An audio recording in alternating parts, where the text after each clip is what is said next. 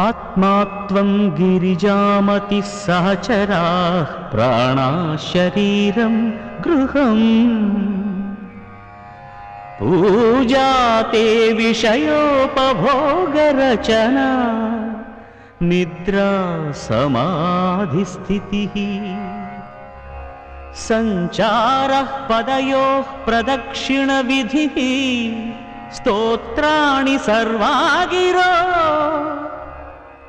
యద్యత్ కర్మ కరోమి తత్తదఖిలం శంభో తవారాధనం.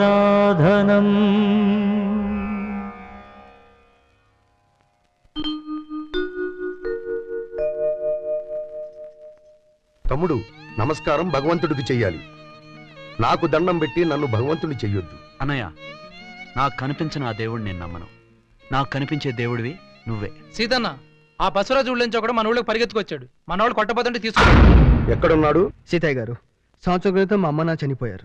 ఉద్యోగంలో చేరడానికి లంచం అడిగితే మాకున్న 5 ఎకరాలు అమ్మటానికి వచ్చేసరికి మా నాన్న తనకు అప్పున్నాడని మా పొలాన్ని తన పొలంలో కలిపేసుకున్నాడు ఆ బసవరాజు.